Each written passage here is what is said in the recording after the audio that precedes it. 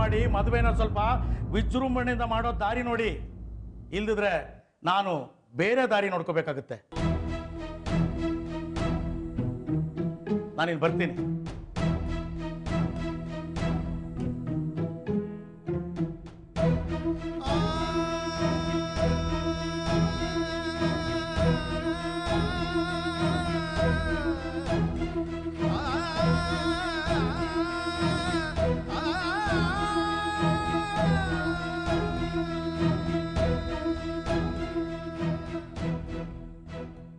ಏನಮ್ಮ ಇವರು ಎಲ್ಲ ಸಮಸ್ಯೆ ಸರಿ ಹೋಯ್ತು ಅಂತ ಅನ್ಕೊಂಡ್ರೆ ಮತ್ತೆ ಇನ್ನೊಂದು ಕಂಡೀಷನ್ ಹಾಕ್ಬಿಟ್ಟು ಹೋದ್ರಲ್ಲ.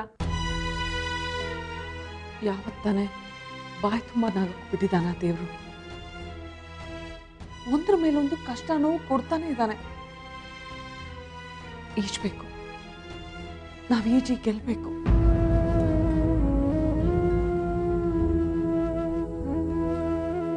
ಈಗ ಈ ಕಷ್ಟನ ಈಜೋದು ಹೇಗಮ್ಮ? ಅದ್ದೂರಿಯಾಗಿ ಮದುವೆ ಮಾಡ್ಕೊಡಿ ಅಂತ ಕೇಳ್ತಿದ್ದಾರೆ. ಅದಕ್ಕೆ ಲಕ್ಷಗಟ್ಟಲೆ ದುಡ್ಡು ಬೇಕಾಗುತ್ತೆ.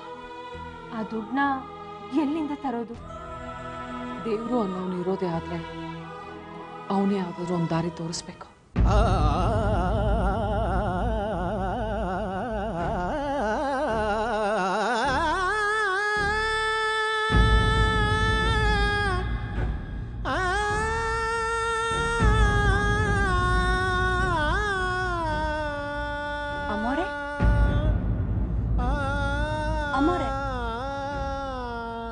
ಹೀಗೆ ಸಪ್ಪು ಕೂತಿದ್ದೀರಾ? ಏನ್ ತೊಂದ್ರೆ? ಸಂತೋಷವಾಗಿರೋರು ಯಾರು ತಾನೇ ದೇವಸ್ಥಾನಕ್ಕೆ ಬರ್ತಾರೆ ದೇವರಿ?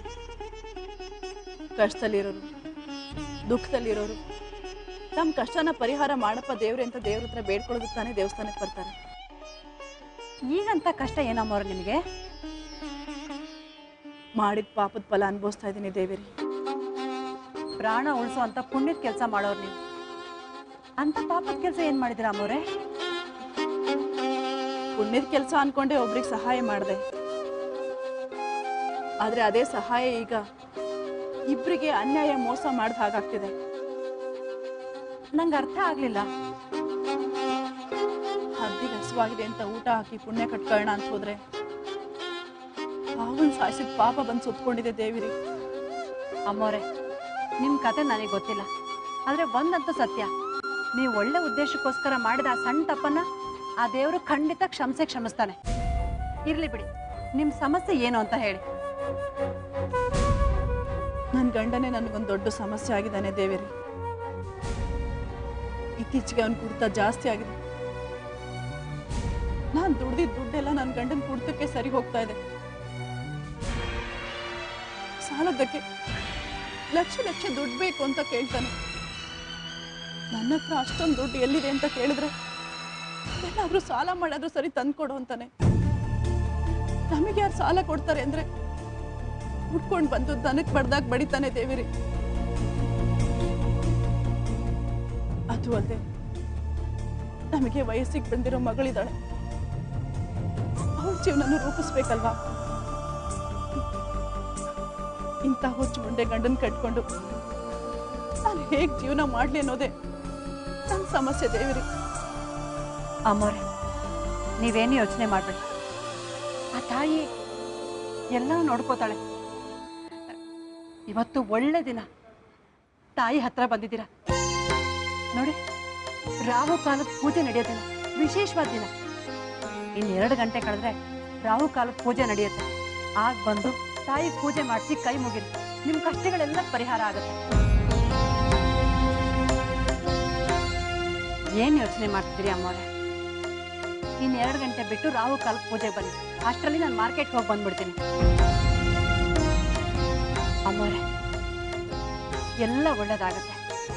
ಕಷ್ಟ ಅಂತ ಹೇಳ್ಕೊಂಡು ಬಂದ್ರೆ ಈ ತಾಯಿ ಯಾವತ್ತೂ ಯಾರನ್ನೂ ಬರಿಗೇಲಿ ಕಳ್ಸೋದಿಲ್ಲ. ಒಳ್ಳೇದಾಗತ್ತೆ, ನೀವು ಹೋಗಿ ಬನ್ನಿ.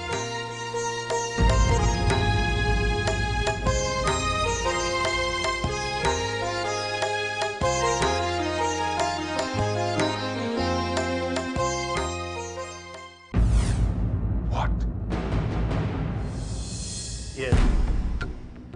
15ನೇ ತಾರೀಕೆ ಮದುವೆ ನಿಗದಿ ಮಾಡಿದ್ದಾರೆ. 15ನೇ ತಾರೀಕ? ಹೌದು ಮಾವ, ಯಾರೋ ಗೊತ್ತಿಲ್ಲ ಇಷ್ಟಪಟ್ಟು ಆ ಡೇಟ್ನೇ ಫಿಕ್ಸ್ ಮಾಡಿದ್ದಾನೆ. ಇವರೆಲ್ಲ ಕಣ್ಣು ಮುಚ್ಕೊಂಡು ಹಾಲು ಕುಡಿತಾ ಇದ್ದಾರೆ. ನನಗೆ ಇಷ್ಟ ಇಲ್ಲ ಅಂತ ಗೊತ್ತಿದ್ರು ಇವರೆಲ್ಲ ಮೋಸ್ಟ್ಲಿ ಮದುವೆಗೆ ಓಡಾಡ್ತಿದಾರ, ಮದುವೆ ಡೇಟು ಫಿಕ್ಸ್ ಮಾಡಿದಾರ. ಮದುವೆನೂ ಮಾಡಿಸ್ತಾರೆ.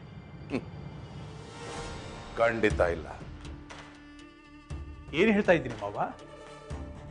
ಮದುವೆ ಫಿಕ್ಸ್ ಆದ ಡೇಟ್ಗೆ ನಡೆಯುತ್ತೆ, ಆದರೆ ಇವ್ರು ಯಾರು ಮದುವೆಗೆ ಹೋಗಲ್ಲ. ಅದೇಗೆ ಸಾಧ್ಯ? ಮದುವೆ ಏರ್ಪಾಡು ಮಾಡಿರೋರೇ ಇವರು. ಇಷ್ಟೆಲ್ಲ ಮಾಡಿದವರು ಮದುವೆಗೆ ಹೋಗ್ತಾ ಇರ್ತಾರ? ಹೋಗಲ್ಲಯ್ಯ. ಹೋಗ್ಬಾರ್ದು ಅಂತ ತಡೀತೀರಾ? ಚಿಚಿ, ಅಂತ ಚೀಪ್ ಕೆಲಸ ನಾನು ಯಾಕೆ ಮಾಡಿ? ಅವನು ಹೋಗ್ಬಾರ್ದು ಅಂತ ನಾನು ಯಾಕೆ ತಡೀಲಿ? ಆದರೂ ಅವರು ಮದುವೆಗೆ ಹೋಗೋದಿಲ್ಲ. ಅವರು ಹೋಗದೇ ಇರೋ ಹಾಗೆ ಹೇಗೆ ತಡಿಬೇಕು ಅಂತ ನನಗೆ ಚೆನ್ನಾಗಿ ಗೊತ್ತು. 15ನೇ ತಾರೀಕು ಎಲ್ಲರೂ ನಮ್ಮನಲ್ಲೇ ಇರ್ತಾರೆ. ಅದೇ ಹೇಗೆ ಮಾವ? Wait and see mister Jayadev. ಮುಂದಿನ ಆಟವನ್ನು ತೆರೆಯ ಮೇಲೆ ನೋಡಿ ಆನಂದಿಸಿ.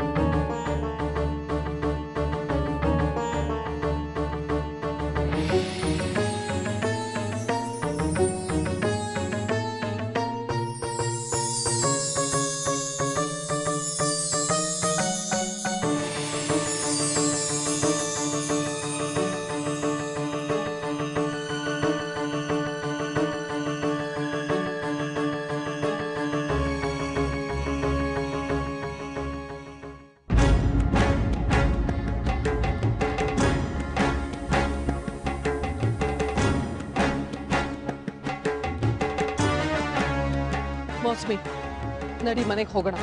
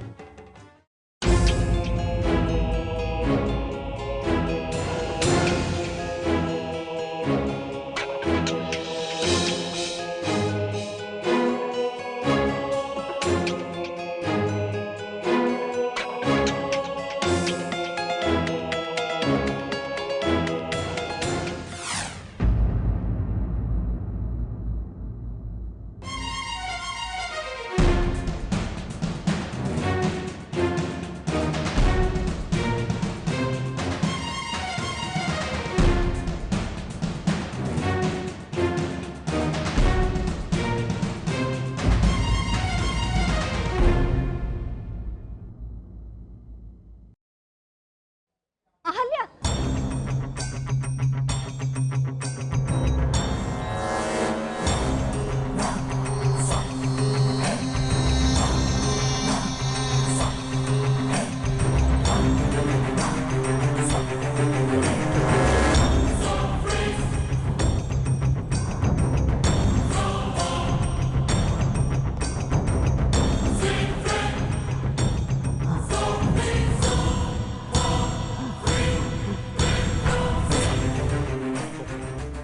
ಯಾಕ ಅಹಲ್ಯ ಕಣ್ ತಪ್ಪಿಸ್ಕೊಂಡು ಹೋಗ್ತಾ ಇದೆಯಾ? ಕಣ್ಣಲ್ಲಿ ಕಣ್ಣಿಟ್ಟು ಕಣ್ ತುಂಬ ನೋಡಿ ಕುಶಲಪರಿ ವಿಚಾರಿಸೋ ಥರ ಇಲ್ವಲ್ಲಮ್ಮ ನಮ್ಮ ಸಂಬಂಧ. ಅದೇವ್ರು ನಮ್ಮ ಮಧ್ಯೆ ಆ ಥರ ಸಂಬಂಧ ಬೆಸಿಲಿಲ್ವಲ್ಲ. ಮನುಷ್ಯರು ನಾವು ಮಾಡ್ಕೊಳ್ಳೋ ಸಂಬಂಧಗಳಿಗೆ ಸುಮ್ಮನೆ ಆ ದೇವ್ರನ್ನ ಯಾಕಮ್ಮ ಹೊಣೆ ಮಾಡ್ತೀವಿ?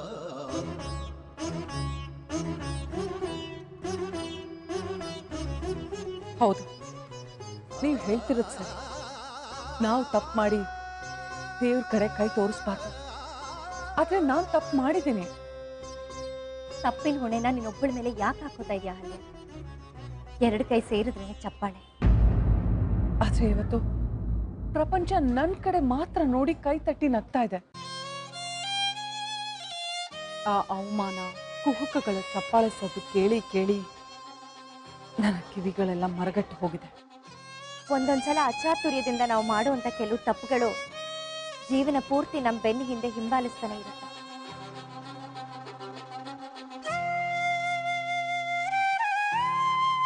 ನೀನ್ ತಪ್ಪು ಮಾಡಿದ್ಯಾ ಅನ್ನೋದನ್ನ ಎತ್ತು ತೋರಿಸೋದಕ್ಕೋಸ್ಕರ ನಾನು ಈ ಮಾತನ್ನು ಹೇಳ್ತಾ ಇದ್ದೀನಿ ಅಂತ ಅನ್ಕೋಬೇಡ ಅಹಲ್ಯ. ಆದ್ರೂ ನಾನು ತಪ್ಪು ಮಾಡಿದ್ದೀನಿ, ಅದನ್ನ ನಾನು ಒಪ್ಕೋತೀನಿ. ಆ ತಪ್ಪಿಗೆ ಪ್ರಾಯಶ್ಚಿತ ಮಾಡ್ಕೊಳ್ಳೋಕೆ ನಾವಿವತ್ತು ದೇವಸ್ಥಾನಕ್ಕೆ ಪ್ರಾಯಶ್ಚಿತ? ಏನು ಪ್ರಾಯಶ್ಚಿತ?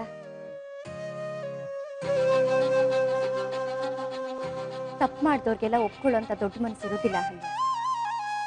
ಮಾಡಿದ ತಪ್ಪಿಗೆ ಪಶ್ಚಾತ್ತಾಪ ಪಟ್ಟು ಅದನ್ನ ಒಪ್ಕೊಳ್ಳೋದಿದೆಯಲ್ಲ, ಅದಕ್ಕಿಂತ ದೊಡ್ಡ ಪ್ರಾಯಶ್ಚಿತ ಇನ್ನೊಂದಿಲ್ಲ.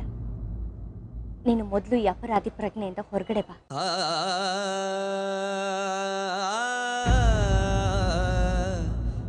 ನಿಮ್ಮಮ್ಮ ಏನೋ ತಪ್ಪು ಮಾಡಿದ್ರು ಸರಿ, ಆತ್ಮಹತ್ಯೆ ಮಾಡ್ಕೊಳ್ಳುವಂತ ದೊಡ್ಡ ತಪ್ಪು ನೀನು ಏನ್ ಮಾಡಿದೆ ಮಗಳೇ?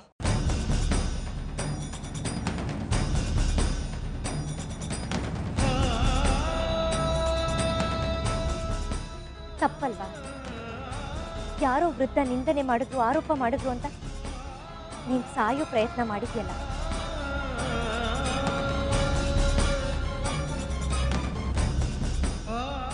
ಯಾರೋ ಮಾಡಿದ ತಪ್ಪಿಗೆ ನಿನಗ್ ನೀನ್ ಶಿಕ್ಷೆ ಕೊಟ್ಕೋತಾ ಇದೆಯಲ್ಲ, ನಿನಗ್ ಶಿಕ್ಷೆ ಕೊಟ್ಕೊಳ್ಳೋದ್ರ ಜೊತೆಗೆ ನಿಮ್ ತಾಯಿಗೂ ಶಿಕ್ಷೆ ಕೊಡ್ತಾ ಇದೆಯಲ್ಲ.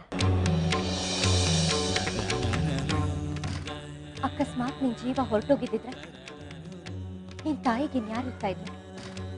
ಅವಳು ಒಬ್ಬಂಟಿ ಆಗ್ತಾ ಇದ್ರು. ನಿನ್ನ ಬಿಟ್ರೆ ಅಹಲ್ಯನ್ಗೆ ಯಾರಿದ್ದಾರೆ? ಇಂಥ ಸಮಯದಲ್ಲಿ ನೀನು ಅವಳ ಜೊತೆ ನಿಂತ್ಕೊಂಡು ಧೈರ್ಯ ಹೇಳಿ ಸಮಾಧಾನ ಹೇಳ್ಬೇಕು. ಅದನ್ನ ಬಿಟ್ಟು ನೀನೇ ಹೀಗೆ ಮಾಡಿದ್ರೆ ಹೇಗಮ್ಮ?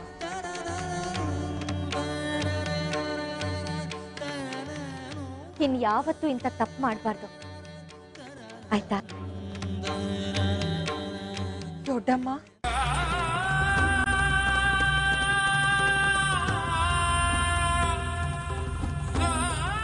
ನಾನ್ ನಿಮ್ಮನ್ನ ದೊಡ್ಡಮ್ಮ ಅಂತ ಕರಿಬೋದಾ? ಕರ್ಪೂರದ ಗೊಂಬೆ, ಕರ್ಪೂರದ ಗೊಂಬೆ. ನಾನು ತಪ್ಪು ಮಾಡಿದಾಗ ಯಾರು ನನಗೆ ಬುದ್ಧಿ ಮಾತು ಹೇಳ್ಬೇಕಾಗಿತ್ತು? ಯಾರು ನನಗೆ ಧೈರ್ಯ ತುಂಬಿ ಸಮಾಧಾನದ ಮಾತು ಹೇಳ್ಬೇಕಾಗಿತ್ತು? ನಾನು ಸಾಯ್ತಿದ್ದೀನಿ ಅಂತ ಅವ್ರಿಗೆ ಗೊತ್ತಿದ್ರು ನನ್ನ ಮುಖ ನೋಡೋದಕ್ಕೂ ಬರಲಿಲ್ಲ. ಕನಿಷ್ಠ ಪಕ್ಷ 4 ಸಮಾಧಾನದ ಮಾತು ಹೇಳೋದಕ್ಕೂ ಬರಲಿಲ್ಲ. ನಮ್ಮಿಂದ ನಿಮಗೆ ತೊಂದರೆ ಆಗಿದ್ರು, ಒಂಥರ ಅನ್ಯಾಯ ಆಗಿದ್ರು, ಅದು ಯಾವುದನ್ನು ಮನಸ್ಸಲ್ಲಿ ಇಟ್ಕೊಳ್ದೆ ನೀವು ನಮಗೆ ಕಾಳಜಿ ತೋರಿಸ್ತಾ ಇದ್ದೀರಲ್ಲ, ನನಗಷ್ಟೇ ಸಾಕು. ಅದೇ ಸಮಾಧಾನ, ಅಷ್ಟೇ ಸಂತೋಷ ಆಗ್ತಿದೆ. ನನಗೆ ಮನಸ್ಸು ತುಂಬೋಯ್ತು. ನನಗೆ ಮಾತುಗಳೇ ಬರ್ತಾ ಇಲ್ಲ ದೊಡ್ಡಮ್ಮ. ನಿಮ್ಮ ಬಗ್ಗೆ ನನಗೆ ಹೆಮ್ಮೆ ಅನ್ನಿಸ್ತಾ ಇದೆ. ಎಲ್ಲರೂ ಚೆನ್ನಾಗಿರ್ಬೇಕು ಅನ್ನೋದೇ ನನ್ನ ಆಸೆ. ನಾವು ಅದನ್ನ ಬೇಡ್ಕೊಳ್ಳೋಣ ಅಂತಾನೆ ದೇವಸ್ಥಾನಕ್ಕೆ ಬಂದಿದೆ.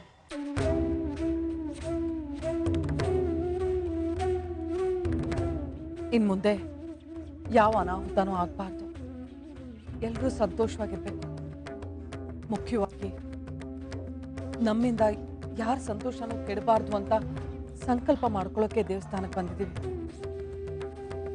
ನಾನು ಭರವಸೆ ಕೊಡ್ತೇನೆ, ಇನ್ ಮುಂದೆ ನಮ್ಮಿಂದ ಯಾರಿಗೂ ಯಾವ ತೊಂದರೆನೂ ಆಗೋದಿಲ್ಲ. ಯಾರ ನೆಮ್ಮದಿಗೂ ಸಂತೋಷಕ್ಕೂ ನಾವು ಭಂಗ ತರೋದಿಲ್ಲ. ಅಹಲ್ಯ, ಏನ್ ಹೇಳ್ತಾ ಇದ್ಯಾ ನೀನು? ಅದು ಅಮ್ಮರೇ,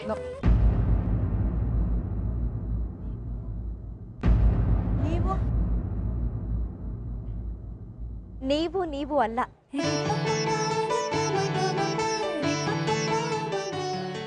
ನಾವು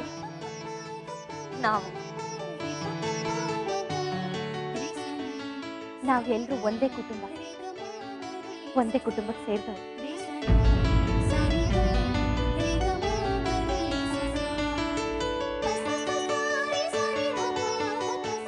ನಾವೆಲ್ಲರೂ ಒಂದೇ ಕುಟುಂಬ. ಆ ವಿಧಿ ನಮ್ಮನ್ನು ದೂರ ದೂರ ಇಟ್ಟಿದೆ ಅಷ್ಟೇ. ನಾವೆಲ್ಲರೂ ಒಂದಾಗಬೇಕು, ನಾವೆಲ್ಲರೂ ಆದಷ್ಟು ಬೇಗ ಒಂದಾಗಬೇಕು ಅಂತ ದುರ್ಗಾದೇವಿನ ಕೇಳ್ಕೊತೀನಿ.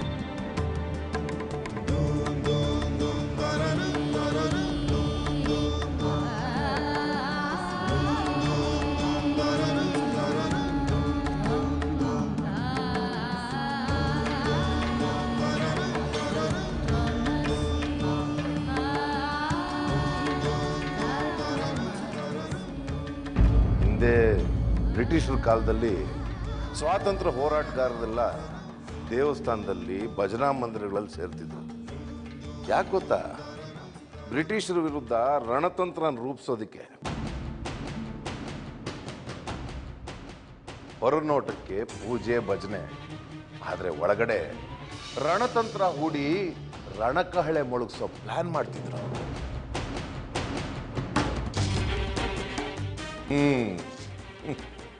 ಇವತ್ತು ದೇವಸ್ಥಾನದಲ್ಲಿ 4 ಮಹಿಳಾ ಮಣಿಗಳು ಸೇರಿತ್ತು. ಕಾವೇರಿ, ಅಹಲ್ಯ, ದೇವೇರಿ, ಮೋಸನಿ. ಅದರಲ್ಲೂ ಈ ಕಾವೇರಿ ಅಂಡ್ ಅಹಲ್ಯ ಒಂದು ಕಾಲದಲ್ಲಿ ಬದ್ಧ ವೈರಿಗಳು. ಆದರೂ ಇಬ್ಬರು ಒಟ್ಟಿಗೆ ಮೀಟಿಂಗ್ ಮಾಡ್ತಿದ್ರು. ಹೇಗೆ? ಇಬ್ರು ಶತ್ರುಗಳು ಮಿತ್ರರಾಗ್ತಾರೆ ಅಂದ್ರೆ ಅವರಿಬ್ರು ಕಾಮನ್ ವೈರಿನ ಸೆದೆ ಬಡಿಯೋದಕ್ಕೆ. ನಿನಗೂ ನಿನ್ನ ಮಗಳಿಗೂ ನಾನು ಸೋಷಿಯಲ್ ಐಡೆಂಟಿಟಿ ಕೊಡಲಿಲ್ಲ ಅನ್ನೋ ಕಾರಣಕ್ಕೆ ನಿಮ್ಮ ಶತ್ರು ಆದೆ. ನಿನಗೆ ಮನೆ ಸೇರಿಸ್ಕೋಬೇಕು ಅಂತ ಕಾವೇರಿ ಹೇಳಿದ ಮಾತಿಗೆ ನಾನು ಸೊಪ್ಪಾಗದೇ ಇರೋ ಕಾರಣಕ್ಕೆ ಅವಳಿಗೂ ನಾನು ಶತ್ರು ಆಗಬೇಕಾಗ್ತು. ನಿಮ್ಮಿಬ್ಬರು ಶತ್ರು ಅರ್ಥಾತ್ ನಾನು. ನನ್ನನ್ನು ಸೆದೆ ಬಡಿಯೋದಕ್ಕೆ ನೀವಿಬ್ಬರು ಶತ್ರುಗಳು ದೇವಸ್ಥಾನದಲ್ಲಿ ಮೀಟಿಂಗ್ ಮಾಡ್ತಿದ್ರ? ದೇವಸ್ಥಾನದಲ್ಲಿ ಶತ್ರು ಸಂಹಾರದ ಮೀಟಿಂಗ್ ಮಾಡಿ ಆಧುನಿಕ ಸ್ವಾತಂತ್ರ್ಯ ಹೋರಾಟಗಾರರಾಗ್ತಿದ್ರ?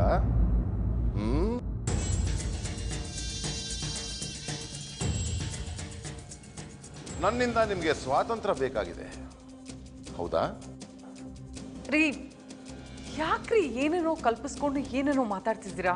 ಕಲ್ಪಿಸ್ಕೊಂಡು ದೇವಸ್ಥಾನದಲ್ಲಿ ನೀವು ಮೀಟಿಂಗ್ ಮಾಡಿದ್ನ, ಕಿಲಕಿಲ ಅಂತ ಒಬ್ರನ್ನೊಬ್ರು ತಪ್ಕೊಂಡು ಮಾತಾಡಿದ್ನ ನಾನು ಕಲ್ಪಿಸ್ಕೊಂಡು ಮಾತಾಡ್ತಾ ಇದ್ದೀನಿ ಅಲ್ವಾ? ನೀವು ನಮ್ಮನ್ನ ದೇವಸ್ಥಾನದಲ್ಲಿ ನೋಡಿದ್ದು ನಿಜಾನೇ, ಆದ್ರೆ ನೀವ್ ತಿಳ್ಕೊಂಡಿರೋ ಹಾಗೆ ನಾವು ನಿಮ್ ವಿರುದ್ಧ ಏನು ಮಾತಾಡ್ತಿರ್ಲಿಲ್ಲ. ಏನು, ನೀವಿಬ್ರು ಸೇರ್ಕೊಂಡು ದೇವಸ್ಥಾನದಲ್ಲಿ ನನ್ನ ವಿರುದ್ಧ ಮಾತಾಡಿ ಏನು ಮಸ್ಲತ್ ಮಾಡ್ತಿರ್ಲಿಲ್ವಾ? ಓಹೋ, ಹಾಗಾದ್ರೆ ಭೀಮ್ ಅಮಾವಾಸ್ಯೆ ವ್ರತ ಮಾಡಿ ನನ್ನ ಪಾದ ಪೂಜೆ ಮಾಡಿ ಪಾದಕ್ಕೆರಗಿ ನನಗೆ ಡಬ್ಬಲ್ಲ ಇಸ್ಕೊಡಿಸ್ಬೇಕು ಅಂತ ಪ್ಲಾನ್ ಮಾಡ್ತಿದ್ರಾ?